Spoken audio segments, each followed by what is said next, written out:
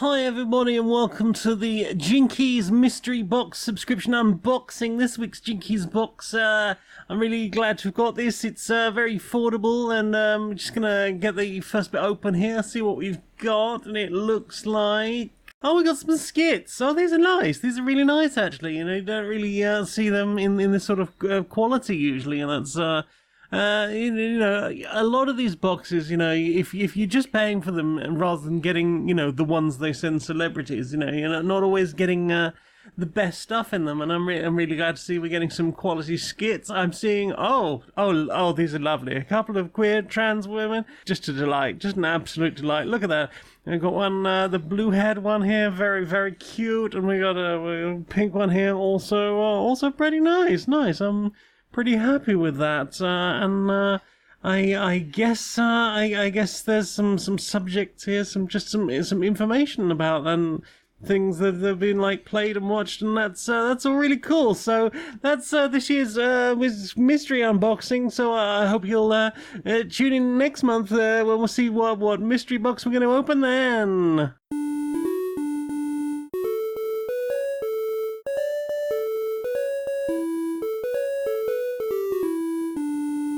Greetings, strangers queer and pleasant. I'm not Laura Kate Magnet-Dale. And I'm not Jane Iris Magnet-Dale. And welcome to another episode of Queer and Pleasant Strangers. It's a podcast with two queer trans women, that's us, the wifey types, have a silly little catch-up about stuff we've consumed media-wise in the week and try and have a little bit of a giggle together. Yeah. How you doing? The country's on fire. Little bit. The UK... not in the best of states right now. No. But you know what is in a good state right now? Us having a nice little cuddle on the sofa in front of this microphone. Yeah. We're alright. Yeah. We're safe here. We have a cat.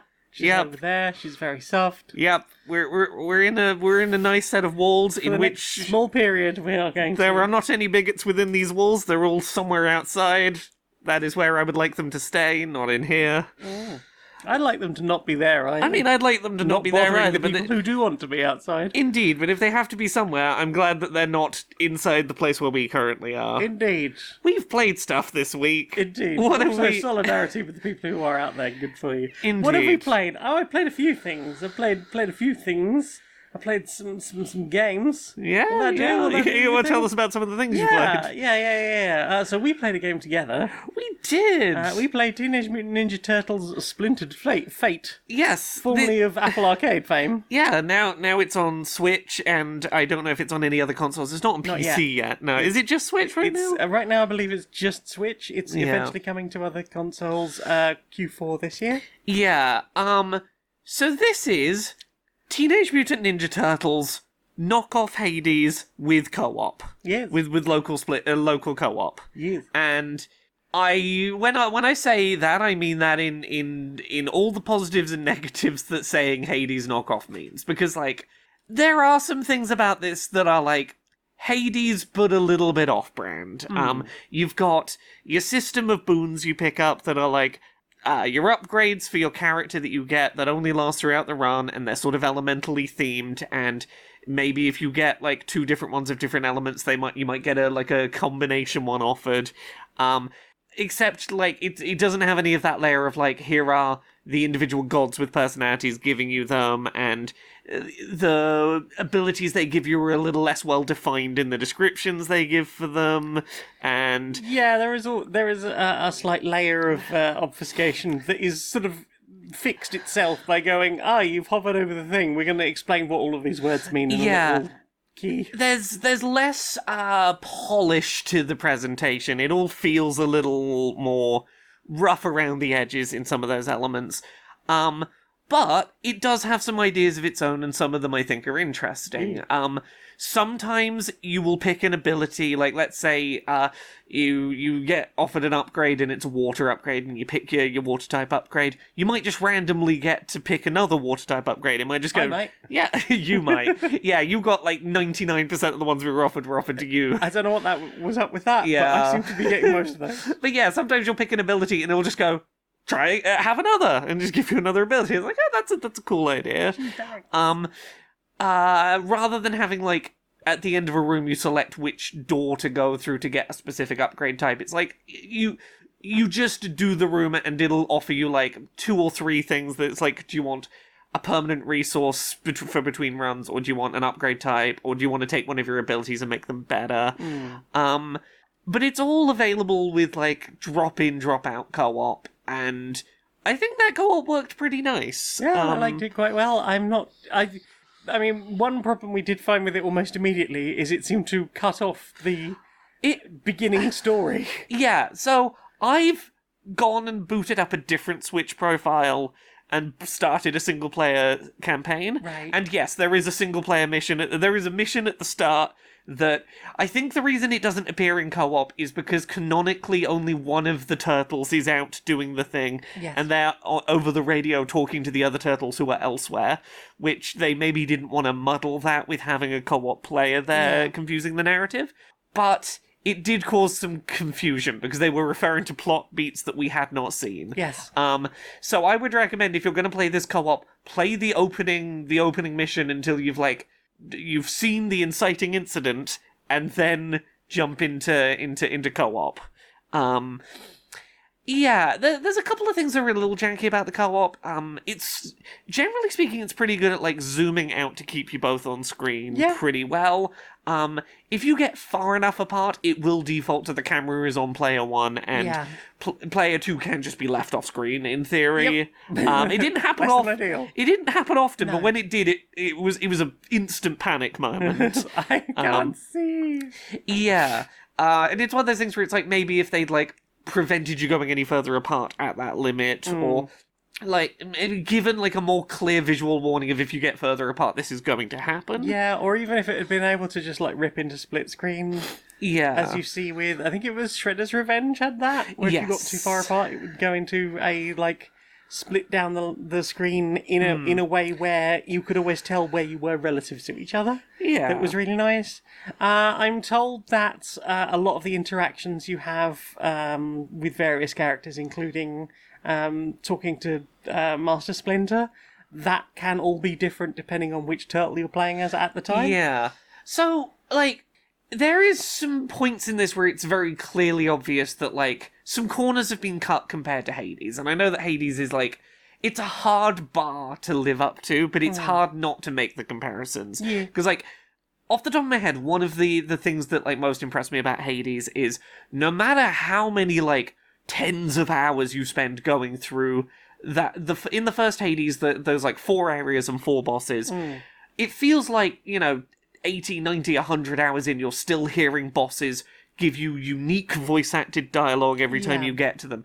And for us, we played this for like 6 hours, and we were already getting like a lot of repetitive boss dialogue. Yeah, basically by the time we got to the first boss once, and we got beaten, and we got unique dialogue when we got back to base, specifically relating to the fact that we got beaten. The next run, we got past the first boss, and there was specific dialogue about the fact that when we did die, that we had at least got past that, which was quite cool. Yeah, but like, by the time we'd made it to the 4th area, we hadn't completed it, but by the time we were getting to the 4th area in runs, we'd already heard like the first boss repeat the same very basic line like 3 or 4 times when passing them. Yeah, but I thought what was interesting with that is it had gone from here is a monologue and like a little bit of back and forth between that character and the turtles, to like literally back again, we like repetition, like 2 very skippable lines. So I feel like from the point of view of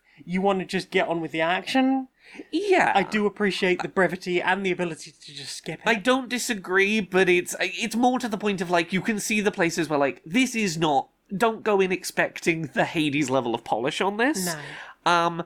And there's a few things that like about the co-op, like you're both collecting these permanent resources to spend between runs, but only player 1 gets to spend them. Yeah. And they get spent to upgrade the abilities of both players.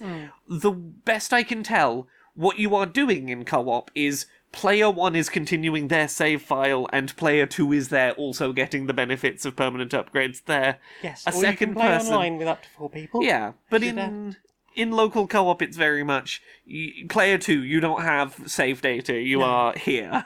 Yes, which we found out of like, oh well, maybe I will spend my permanents now. Nope, no, I can't even interact with that.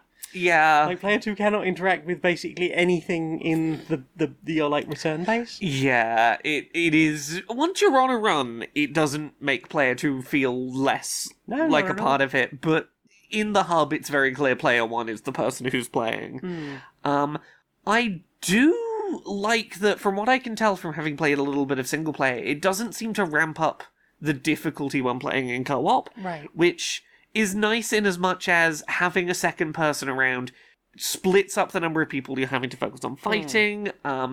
There's some nice stuff, like, let's say you buy the permanent upgrades to have revives during runs. You both get that number of revives.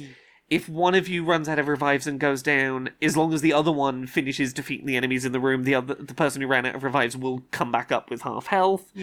So there's a lot of stuff to, like, keep you in and keep you playing together, Yeah. which I think was beneficial. Yeah, like, you wouldn't... It avoids that whole thing of one player got knocked out and now they're just going to have to sit there and wait for things to come back. Yeah. It is knockoff Hades, but I kind of really like it. Yeah. It's a little janky, it's a little rough around the edges, but as someone that really likes Hades, it's nice to have another thing doing that same kind of thing that I can play if I need to scratch the itch of Hades, but not Hades. Yeah. I also like And- Turtles Brawlers, so it was nice to Yeah. have more of that. I like a lot of the art stuff they're doing. A lot of the voice acting in it is pretty nicely done. Yeah. I think the co-op plays well. There is a space for this, even if it's Yeah. I want Hades but co-op. You know, I'll take it being a little janky for co-op. This is a pretty alright game. It kind of makes me think of that Nicolas Cage Vampire Survivors thing, where you were Yes. like, it's not quite Vampire Survivors, but it is very much scratching that itch, and it is clearly made with Yeah. some respect for the genre. Yes, I was talking to Conrad about this game and talking about the Renfield I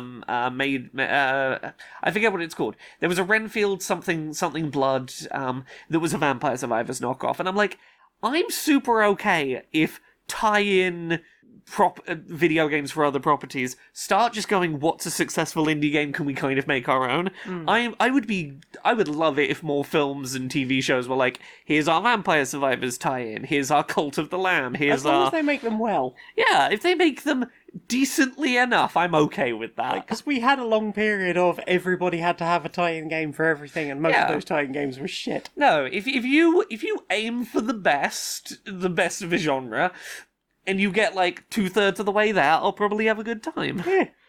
So yeah, I thought Splinter Fate pretty good so far. Yeah. Enjoyed it so far. Yeah. Shall we talk about another thing that we've both played, or this time not together? Should we talk about Thank Goodness You're Here? Goodness, you're here. Thank goodness you're here. So yeah, this is a game that is like 2.5 hours long. It plays kind of like a point-and-click adventure game structurally.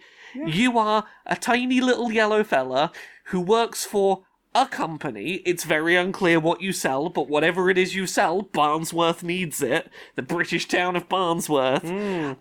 So you're gonna go have a meeting with the mayor and sell him whatever the company sells, and the mayor's busy, so you go out into town and you run around smacking people on the bottom and helping them with their problems in this legally distinct Yorkshire town. It's so Yorkshire, it's painful, and I love it. It is a game that I think the best way to sum up what to expect with it is that choice you get offered at the beginning, where in Northern English dialect but written out, it asks you, do you understand what we're asking, what this dialogue is saying? Or do you want to click the option that's like, I have no idea, my poor Southern sensibilities, I have no idea what you're asking me here. Where it'll just formal English the spelling rather than having it phonetic Northern. I left it phonetic northern. I very much enjoyed the phonetic Northern. It was a great source of joy. I'm always telling Fee, like, don't code switch for me. I'll never learn if you don't just use your actual accent. But yes, it is a game about dealing with very silly British situations in this very, like, a little exaggerated, a little anachronistic, but very familiar if you... there's a lot of things that, like, unless you are from the UK, are going to be weird touchstones that might just fly past you a little bit. Yeah, like it's also like a lot of the Britishness, like the guy at the beginning who's got his arm stuck down the drain looking for shiny tuppence. Oh, a shiny tuppence. Oh, 'twas a threepence. Oh. Spoilers. I'm sorry, I ruined it was a threepence. Yeah, a lot of its humour feels like very specifically like 80s BBC British without the comedy. racism. Without having to brace yourself for, oh, what offensive thing are they going to do now? A lot of humour based in puns, mishearings, repetition, and Smacking people on the bottom. smacking people on the bottom. A lot of, you know exactly what the punchline's going to be. The punchline is staring you directly in the fucking face. You know what the punchline's going to be. We know what the punchline's going to be. We're going to drag it out for about 3 minutes and just watch it slowly happen and wait and wait and wait. And then the punchline you know was going to happen happens because it's happened like 6 times already. I love you. I love you. I love you. Yeah, that is the very early one I talk about it to give a sense of it is mowing the grass and there's 2 little flowers telling each other they love them, and you have to use the analog stick to mow the grass the other way from far in the distance in the background. Yep. Slowly closer for several minutes. And it's like, you know exactly where that's going to go, and then it happens, and then it doesn't play out quite how you expect. It's like, it's close enough to what you expect it to feel comfortable. Yes. But enough of a subversion to go, okay, there was something more that was going to happen. You've got an extra chuckle out of me. Yes. There isn't a huge amount of interaction. It is more go to place, see thing, be entertained by it. Yeah, it's you smack people, you push things, you jump on stuff, you find thing. Yeah. It's largely work out how to get to where the thing is or find the thing you need and then continue around the circuit. But enough entertaining things happen around that. Like, there's plenty of reasons to trigger a conversation and just stay there and listen to it happen. Or Yeah. if, for example, you are travelling through some area and you happen to be able to overhear someone, like, just stopping to hear the rest of the conversation. Yes. There's so many bits of this that I have found echolalia-ing in my brain and repeatedly being just the phrase stuck in my head since I played it. I've been routinely muttering to myself about Barmy Baz's buttery nubs. Barmy Baz's buttery nubs. Barmy Baz's buttery nubs. There's some very sweet scenes in it. Yeah. There's some genuinely very sweet content interspersed between absolutely nonsensical tomfoolery. Chaos. It builds to quite a crescendo near the end. It sure does. It I sure thought it was does. going to end about a half an hour before it did. Yeah. There was a moment where I was rising into the sky and I was like, is this where we get just like at the end? At a point that makes no fucking I sense. similarly thought so. There is a very definitive, I want to call it a music rhythm portion that is quite the strong ending note. Like, it ends on a good note. Very chaotic. It doesn't overstay its welcome, and it ends on a bang. It certainly scratches the gremlin itch. Yeah. It scratches a similar itch to something like Untitled Goose Game, while you are ultimately a helpful little fella, but a helpful little fella who's being just mischievous enough to be a silly little guy. Yeah. He's just a silly little guy. Yeah. You enjoyed that moment last night, just as we were about to go to bed, where I was like pushing a thing and I'm just like, this just isn't gonna work. And you were like, nope. Unless, maybe if I... Nope. There's so many things that feel very real in this game. I keep thinking about Big Barry's big pies, his big huge pies. It's a real big pie. His real big pies. Oh, missus, get the big plates out. We're having the big pies tonight. We're having the big pies. What we have for dinner if there's no big pies? You've got to have the biggest pies. There's nothing but the big pies. Right? I mean, there's the tiniest pies, but yeah. The weird inflatable thing on the toy stall that if you slap it, it sort of moans at you. Yeah. It's a game that's like, I've watched I've watched people from a few places play this game, and there are some people from some place. This does not seem to click for certain parts I was of going to America. say, how are the Americans doing America this? specifically, depends on where in America you're from. Like, a lot of people in, like, California are having, like, weird reactions to it. Like, I was watching someone stream it who was very confused by why an old lady would say she'd rather shit the bed than eat a vegan sausage roll. And I'm like, oh, you don't understand the Britain's weird cultural hatred of vegan sausage rolls they don't need to eat. Like, that's not ingrained in your soul enough. The chaos that was the Greg sausage roll. Oh, the Greg sausage roll. Sorry, Meg's sausage roll. Oh, well, I was talking about in reality. Oh, yeah, but yes. Yeah, Piers Morgan, like, pretending to throw up because they were so disgusting. To be fair, they're not good cold. No, but also, like he was very clearly playing it up for culture war bullshit. Yeah, absolutely. Convincing little old white ladies to say they'd rather shit the bed than eat one.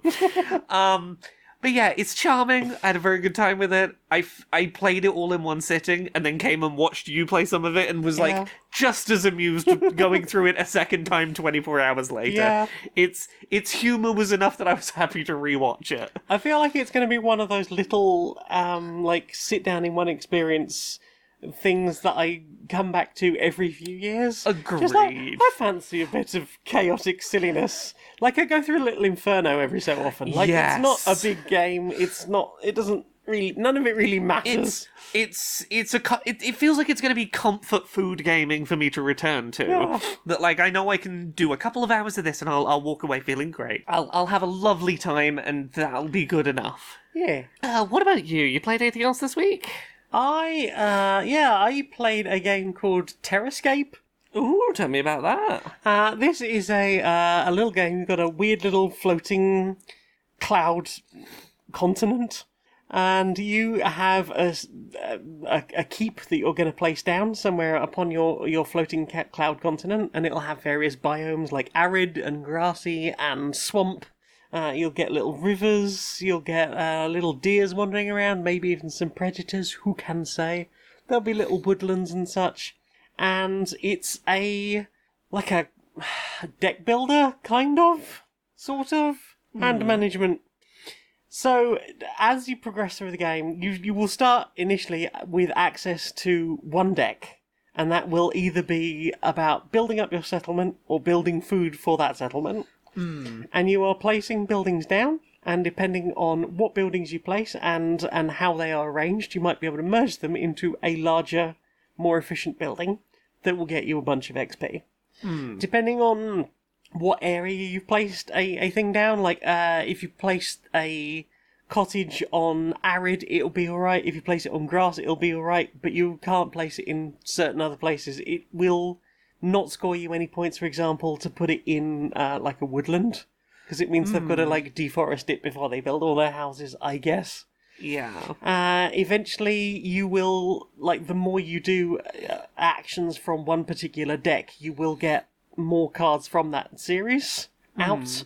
So, like, you'll start with, I think it's just little cottages.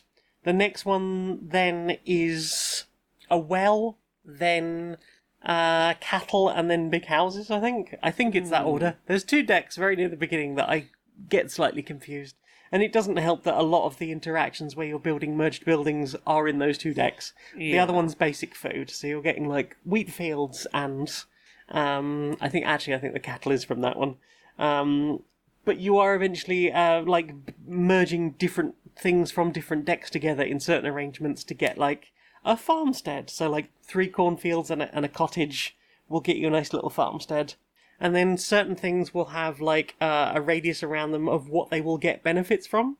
So some things will prefer to be like near woodland, like best to put your lumberjack in a woodland. They're going to get the most out of it. They're going to get bonuses from the fact that there are trees around them, or maybe even if you've like unlocked the ability to make royal forests, you can make royal forests, and they'll get even more points out of that. Hunters like to be near lots of game, obviously, but they don't like to be near other hunters. Who can say? And there's also sort of this evolution from where you start with the game, like building lots of like gathering huts, and the gathering huts are really easily placed around like berry bushes. By building a like merged gathering hut, you get the ability to place more berry bushes, but you can later on use like the empty spaces that were filled with berry bushes at the start, because the bonuses only count when you're placing them.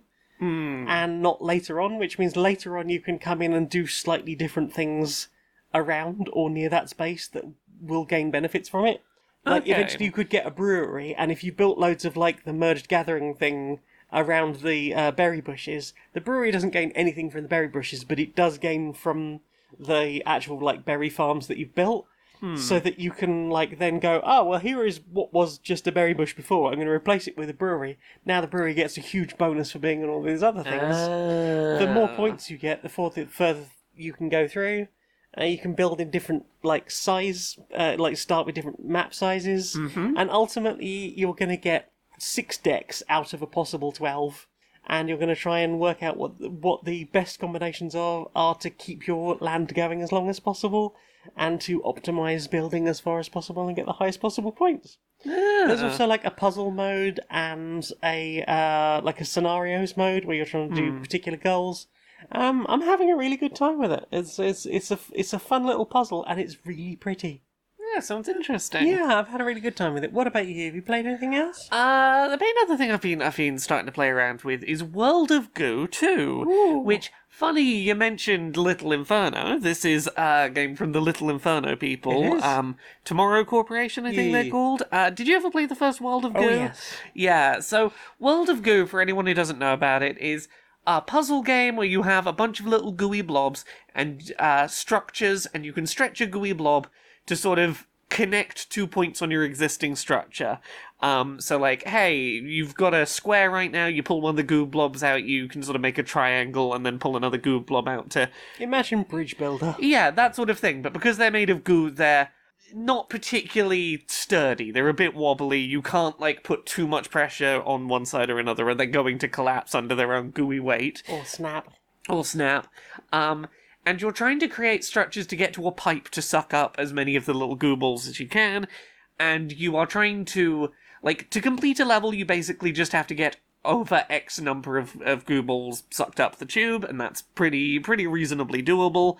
But then there will be, like, little additional challenges for a level of, can you do it within this amount of time, or in this many moves, or with this many goobles sucked up the tube, and you will quickly start going, wait, I only saw like 30 goobles total. How is the little flag tick, the bonus on this one, like 50? Where do I find additional goobles in this breed my level? goo? Yeah, what the hell is happening here? And you can continue, or you can start digging around going, how the fuck am I supposed to do this, like, better than this, though? All set on the backdrop of, similar to Little Inferno, cartoon exaggerated depictions of dystopia through a slightly sing-song, don't think too hard about it kind of lens. That sounds like that. In World of Goo 2, much of the same. You've got some new little contraptions involved in levels, like maybe a little cannon that you set the angle, and then it'll automatically just fire goobles that reach it at that angle towards wherever that leads to, or, things like that. It's got real Lemmings vibes. It does. The narrative this time around, from what I have seen, I can best describe as, what if oil companies corporate greenwashing? And the easiest way to set that up is the very first cutscene I remember seeing was something to the effect of, here is us, the World of Goo Corporation, with our black sludge that's definitely not an analogue for, like, oil production. No. Here's our CEO planting one tree, smiles, and the logo's now on a leaf, and then a bunch of people watching a TV going, wow, that sure made me want to purchase product and not feel guilty. Yay! Why would you feel guilty? Exactly. They planted a tree. They planted a tree. Now I can buy product guilt-free. It's like, okay, yeah, it's doing the kind of things that Tomorrow Corporation do. I'm enjoying it.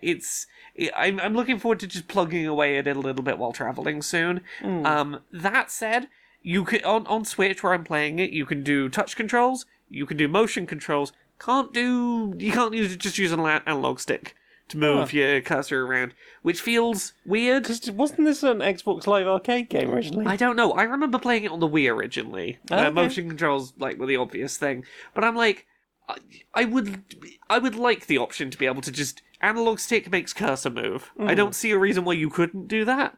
It feels like a weird choice to have made. It's not going to ruin the experience for me. I will probably be playing this portably while traveling in touchscreen, probably, but it's one of those, it's weird that the choice isn't there. But yeah, having fun with that so far. Yay. What about you? You played anything else this week? I played one other thing I want to talk about, and that's Cloudpunk. Yo, Cloudpunk, yes. This is a voxel-based noir. I've been doing a lot of voxel-based noir games recently. Well, this and Shadows of Doubt. But yeah, you are a person who is from outside the big, terrifying dystopian cyberpunk city, which is full of neon, and it rains all the time, and the sky is just fucking amazing.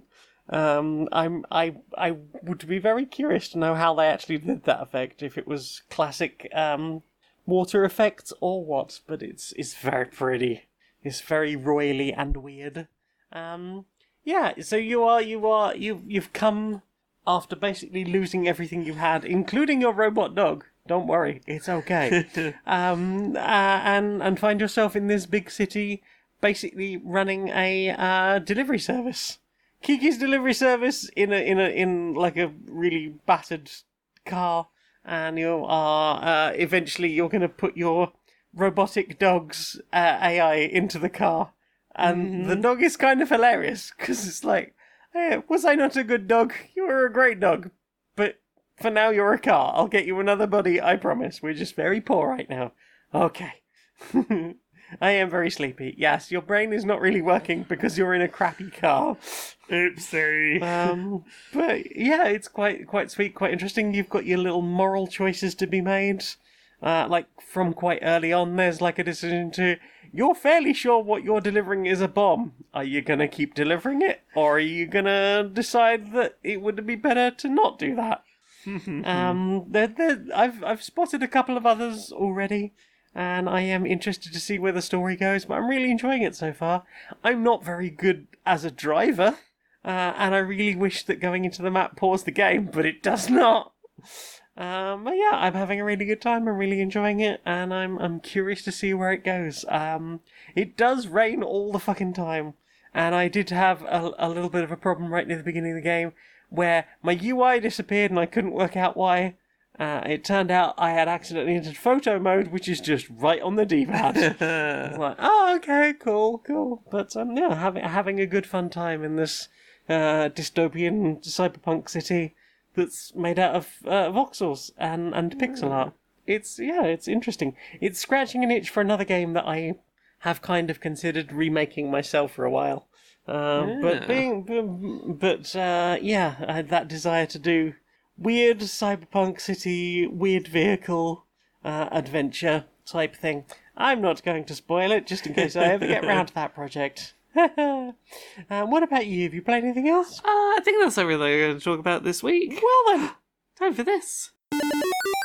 Welcome, hello everyone. Hi. I know you've been. I've got a contract. I'm supposed to deliver a new board game idea by the end of the month. Yes, we're all very excited for it. And it's the end of the month now, and I definitely have a board game idea for you. Right, well, let's hear it then. We're very excited. Well, What sort of mechanics have we got so far? It's got so many mechanics you wouldn't even believe it. Right. Well, you start by rolling 5 dice, Right. and depending on what dice you roll, that'll be a score. Right. And throughout the game, you're trying to get certain different combinations of those 5 dice to make different so it's different just a dice scores. roller. No, that's part of it. Right. But also, while you're doing that, there's a bit where you're going up a board, and if you hit a step ladder. If you hit a step ladder, Right. you go up, and if you get a fireman's pole, you go down.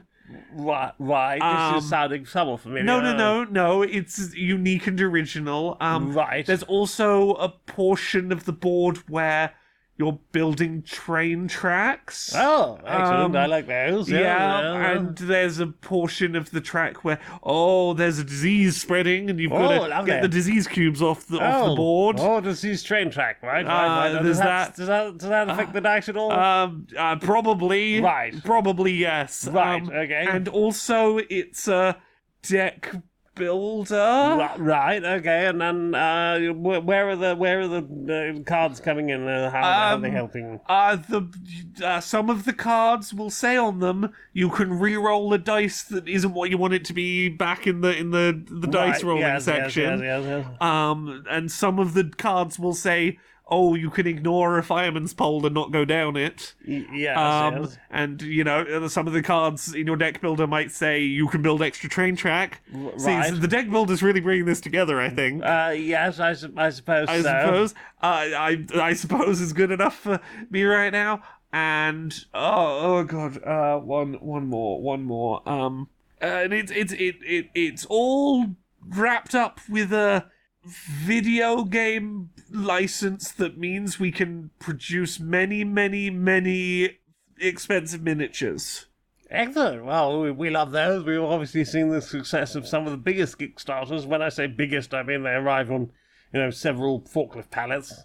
Indeed. And I definitely have a video game in mind already. Right. For sure. Right. We've got the licensing for that. Yes, one that makes sense for a game with fireman's poles and dice and trains and illness cubes. Right. What's it called?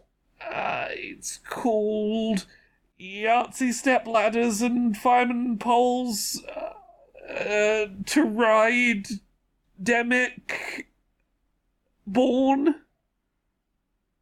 Well, we'll just get the Kickstarter going. I mean, that name alone is going to take up maybe 2 boxes. Well.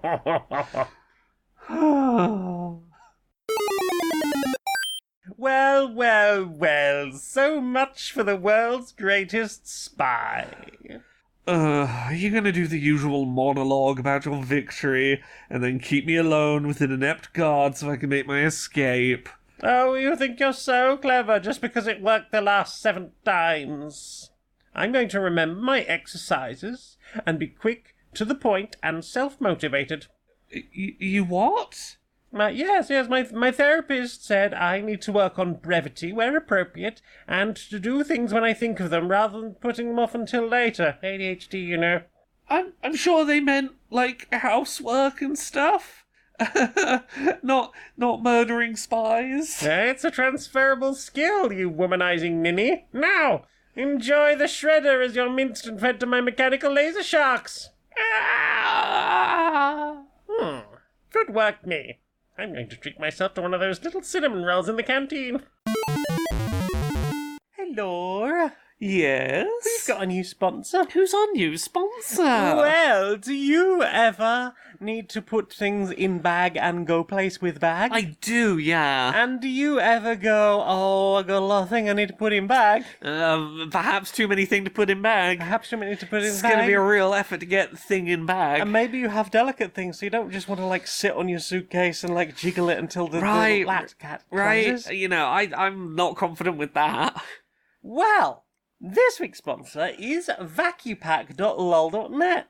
Ooh. You just take your whole suitcase, you massively overfill it, you slide it into one of the patented VacuPack bags, and then you suck all the air out of it so it gets as small as possible.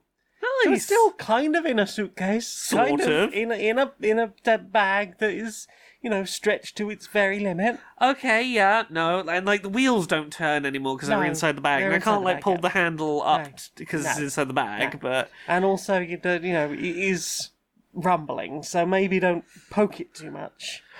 yeah, so I shouldn't risk accidentally bumping past someone with spikes on their jacket Yeah. and getting a tiny little hole that allows air to get in. Yeah, because then just poof. Oh no, I've caused an explosion. Yeah, there's police all your have been crossbow bits called. everywhere. Everyone thinks it's been a minor incident. Yep. Guess I'll be really careful not to let anything touch it. How sturdy is it gonna be? How good is it at not exploding? Oh, it says that on the press release. It says shh. I've Exactly. never seen a press release say shh So before. it's vacuum pack, not lol, not let. Nah. Put it all in the suitcase. No, don't really think about it after that. It's all there. I am gonna have to open it when I get to the other end. Yeah, but then, just make sure you're wearing appropriate safety gear. The safety gear's in the vacuum pack.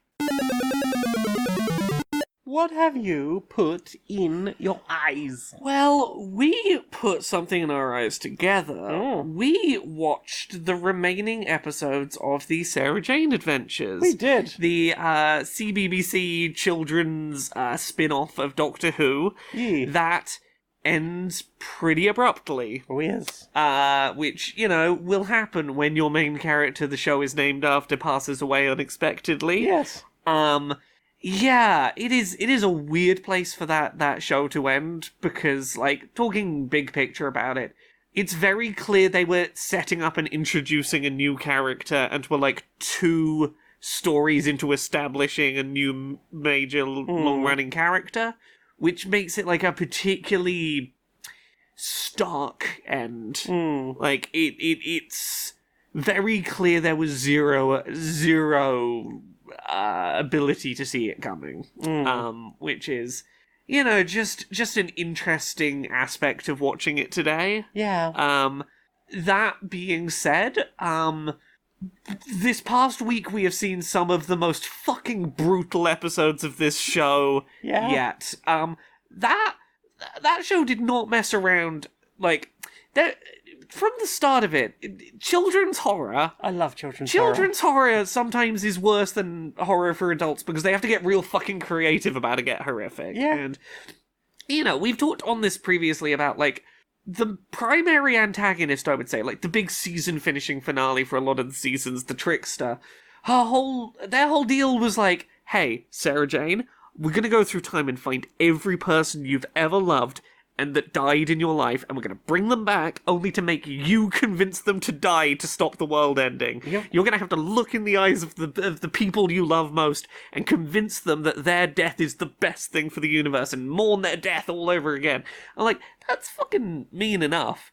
But we saw 2 episodes in this final week of watching that I would say were this show at its peak of, oh, that's heartbreaking? We're talking about The Curse of Clyde Langham. We're talking about The Curse of Clyde Langer, and I forgot the name of the other one, but the one with the memory loss. Talk a little bit about that one first.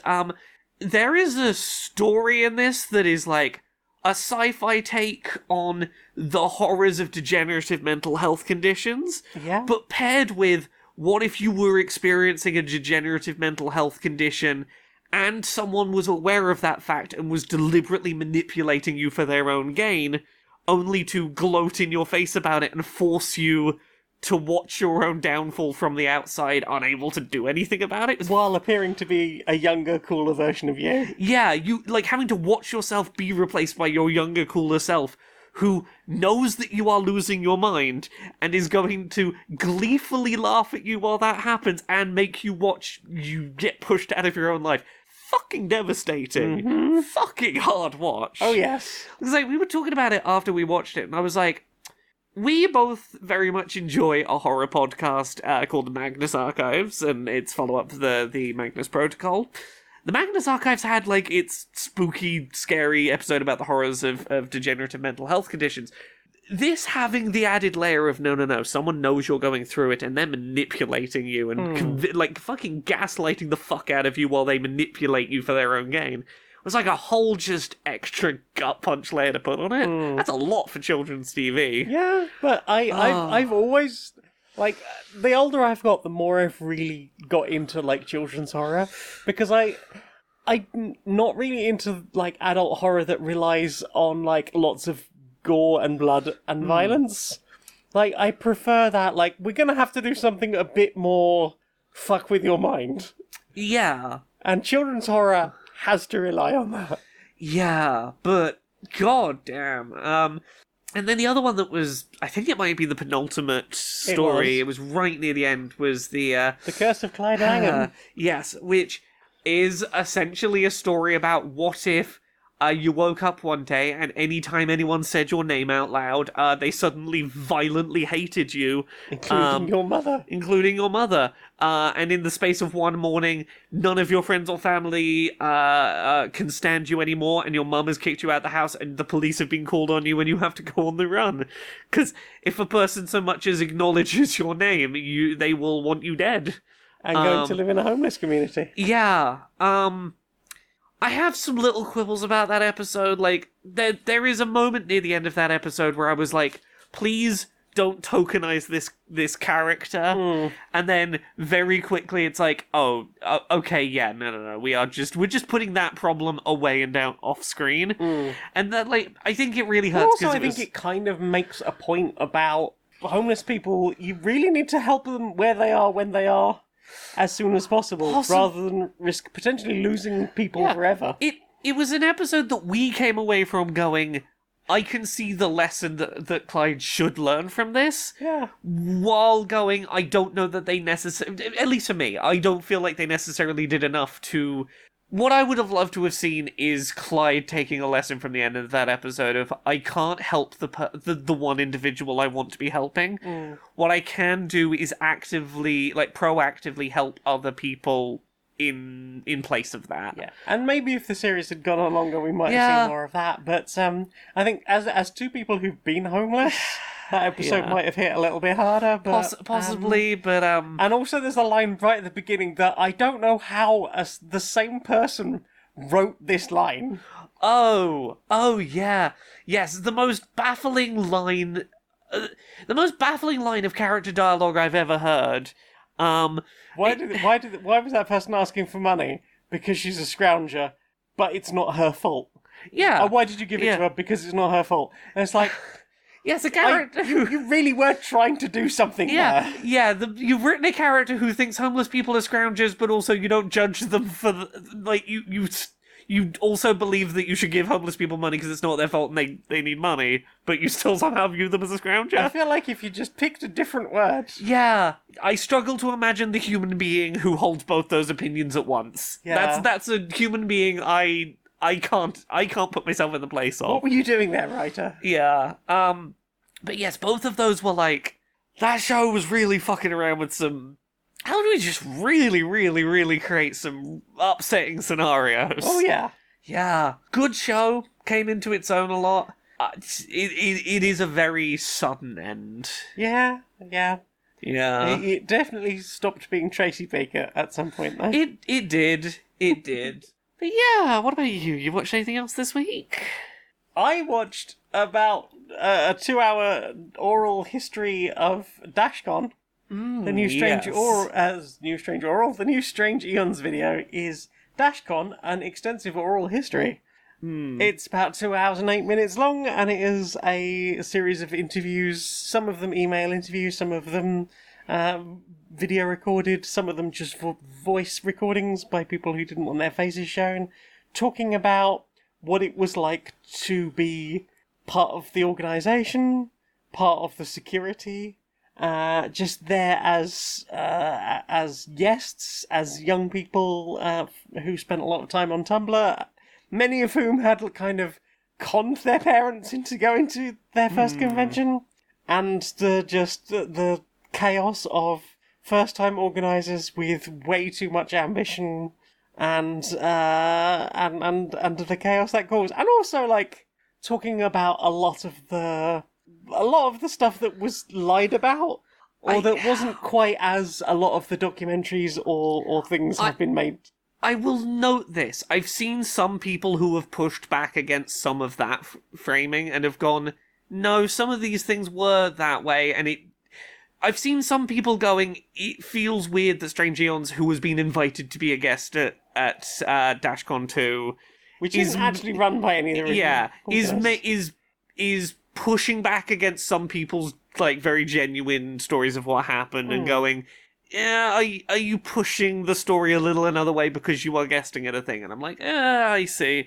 I mean, I think if it was run by the same people, I would see that. It's unclear. I've seen accounts from people that have contradicted some of the stuff that Strange Eon has said, but you know, it's a messy situation, and like there's a lot a lot of stories going around about it. Yeah, it was also a long time ago, but Yeah. it was interesting to hear voices of people who'd been there, because, like, Yeah. from my point of view of someone who wasn't on Tumblr, and, like, I had always felt it was not for me type social, like, it felt like it was going to be a lot, which was a shame, because I would have probably got a lot out of neurospicy queer fandom people with their weird obsessions and their bizarre fast flowing memes.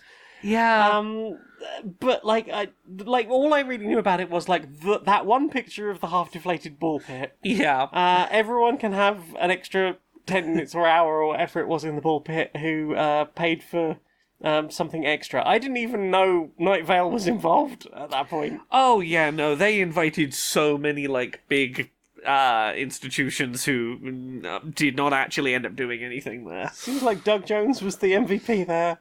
Yeah. Yeah, it was interesting hearing slightly more of it, and I've also never seen video of it. Like Yeah. there's a lot of clips of people's videos that were recorded at the time of just things people were saying, like things people were doing, some of the events that were going ahead, like someone, like in the midst of all of the chaos, someone just going, Night Vale haven't turned up. Does anybody want to order pizza? Just leaping up to the front, just being like, hey everyone, does anyone want to order pizza? We'll like group together and order pizza.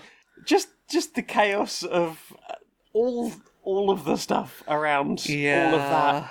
And then obviously there was all the other stuff of people talking about like the terror of a bunch of the people running this have been apparently like kicked out. Are we gonna get kicked out of the rooms that we've paid for? Yeah.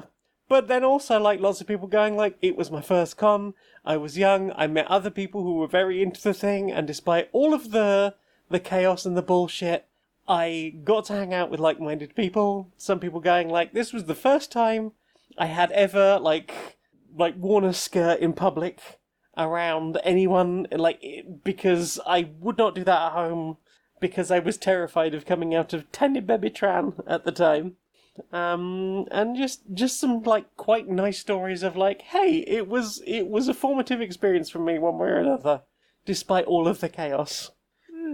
But yeah, it was an interesting thing to watch. What about you? Have you watched anything? Not a lot of any substance. It's been a lot of just like background YouTube while trying to run around prepping for travel coming up. Cosplay.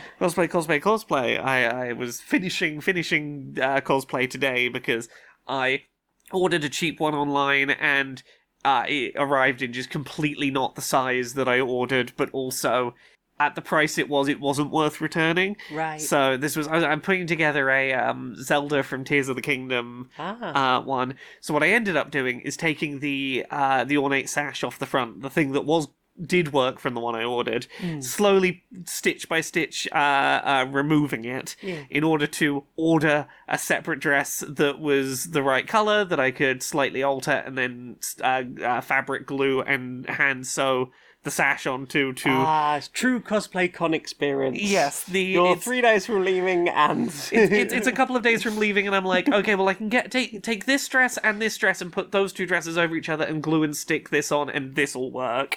So last minute putting together of cosplay. say nothing of all the other costumes. Yeah, this was the one where I was like, I know I'm going to have to like make a day to sit and glue and sew some stuff, and it worked. It's looking good. It's come together. Yeah. Everything has worked. What about you? You watched anything else this week? Yeah, that's it for me. Well then, time for this. Inside the boardroom of Supremacy Software. Hi. So, I've been coming up with a money-making scheme. Excellent. I love money. I know, money's great. Right. But you know, I've been thinking about ways we can make money more than once for the same thing. Wow. Go for it. Yeah, so, we've been selling off, like, movie rights recently to, like, hey, give us a bunch of money, you can make a movie based on our thing. Yeah. And then, we sell it to one company once, and then the movie's been made. Yeah. I've been working on a little enshittification technique. Oh, I love those. A little extra money, everything's a little shittier. So, Yeah. what if we sell, let's say Call of Duty 6. We sell the movie rights to one of the movie studios, but we only sell them the rights to the name, Right. not any of the characters or settings or plot lines or anything. Right. So they can make a movie that people will pay to see with the name they recognize. Yeah. But it won't be what people wanted to see, and they'll be like, I paid to see it, and it wasn't what I wanted. Right. And then we sell the movie rights again to a different studio, but they can have the plot and the characters and whatnot. Right. Right. So people will go pay money to see it again, and be, look, even if it's a shitty film, I think their opinion will be, like, notched up quite considerably, because it's closer to what they wanted. Yeah. They'll be And like, also it's further from what they didn't want. exactly. It's finally the thing we wanted, not the thing we didn't want.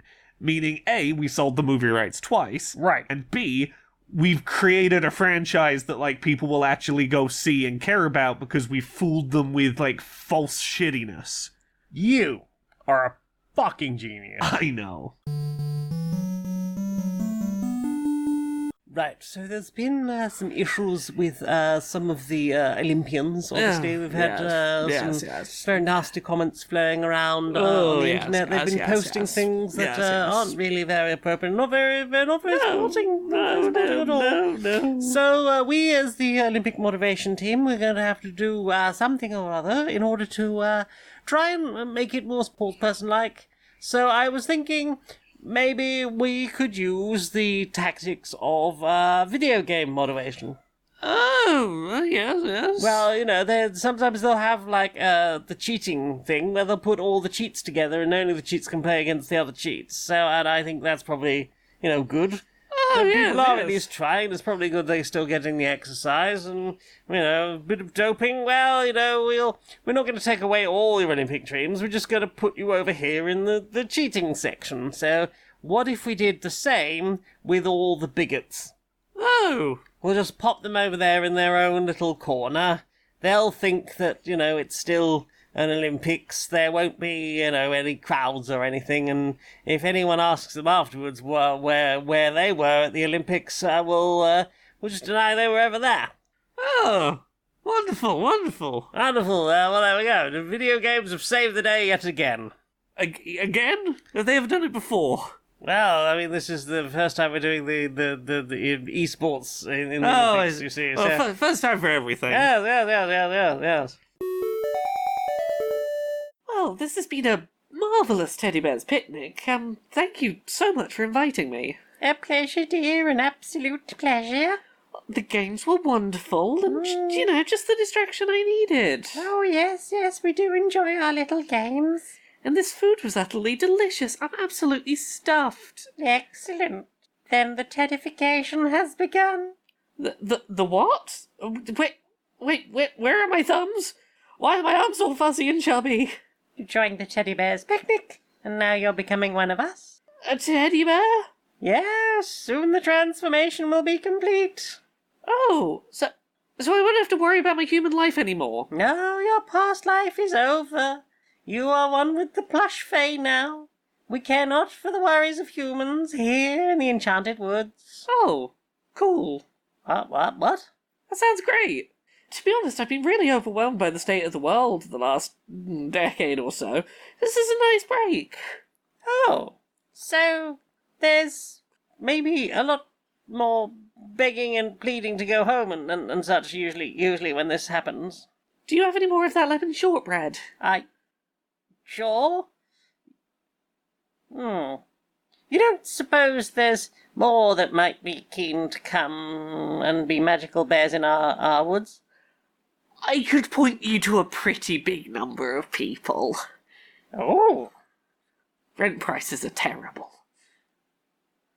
If you go down to the woods today, you won't have to pay any rent.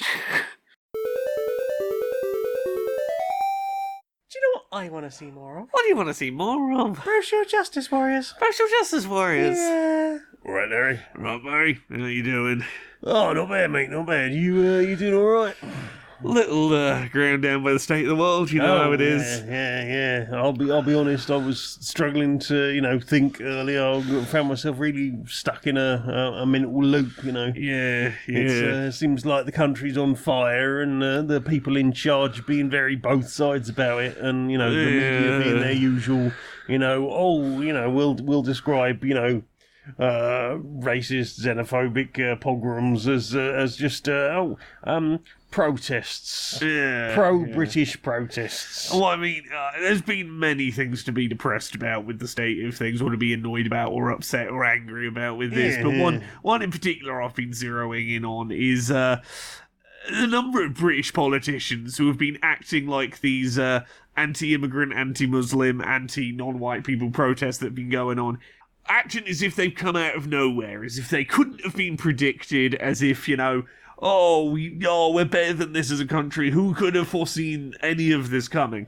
And you look at these politicians saying these kind of things, and you're like, you are why it's happening. Yeah. You can look at several of these politicians and go, you have actively for years fearmongered about these groups of people and whipped up hatred and fear and all sorts of negativity around these marginalised communities, because that's an effective method for you to get voted into power. And the second that, people start acting on the bigotry you fostered, you're like, oh, why are they doing that? Who knows? It's because you fucking told them to. You maybe didn't say go out in the street and burn things and attack people, but you told people the lies they needed to hear to want to go do that shit. Yeah, mate. And I think, it's been interesting hearing people going, I want my country back, this, that, and the other.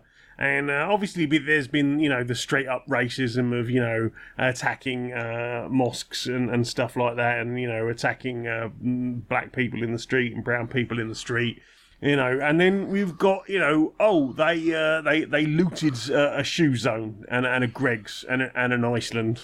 Yeah, and while I'm all for, maybe we need to do something about the shameless capitalism and that, I don't think that this is, quite where they were coming at it. It seems their messages are mixed, confused, and, from the, some of the interviews I'm seeing, these people don't even really know what they're there for themselves, apart from some vague sense of, I was told I need to hate these people. Is people wanting to feel like they are fighting against oppression while largely being from backgrounds that are the oppressors, not the oppressed in those situations.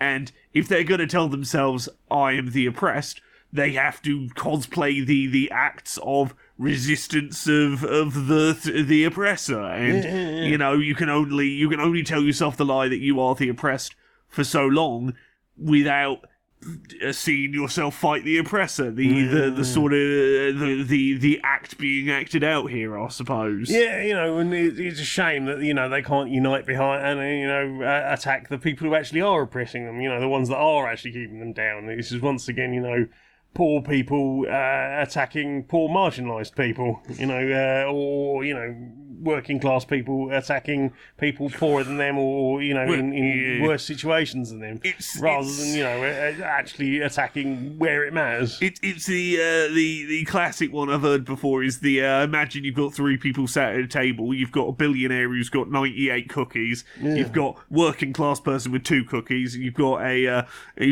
person with no cookies, and maybe that person with no cookies takes one and goes, oh, he took one of yours, and getting you to be angry at that person and not the person with 99 they could never hope to eat in one sitting in front of them. I mean, the version of that I've seen is, the billionaire sat there with the plate full of cookies. There's one cookie there in front of the working class cookie. There is, a starving immigrant on the other side of the table, and the billionaire turns to the working class person with the one cookie and says, "Watch out.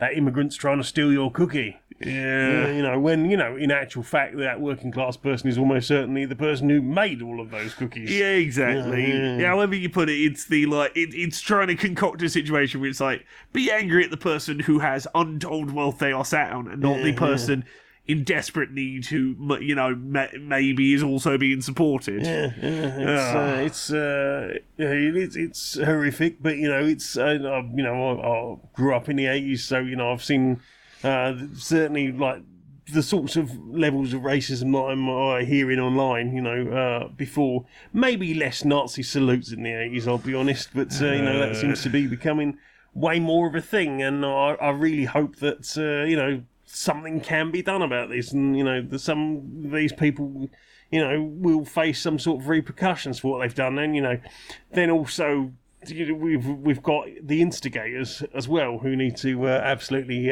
face something for this. It's it's a lot, mate. It's I'll be honest, it's quite been fucking with my head, but I hope that everyone manages to remain safe and that this can be dealt with. And I'm liking seeing the communities that are pulling together to try and rebuild and stand in the face of such absolute hate for people within our community. Yeah. Fancy hug, mate. Oh yeah.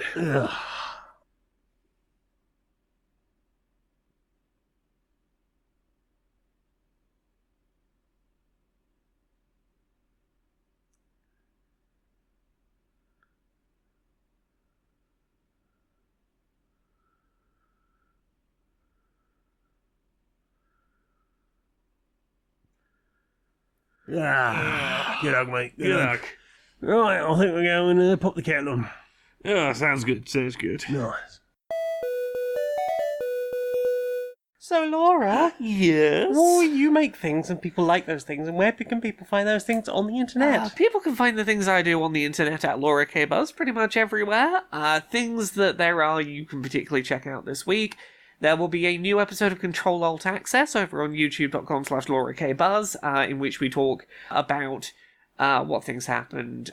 We talk about some new accessibility stuff coming to State of Decay 2 and Tomba, and we talk about layoffs at Bungie and the importance of video game source code preservation for accessibility improvements in the future.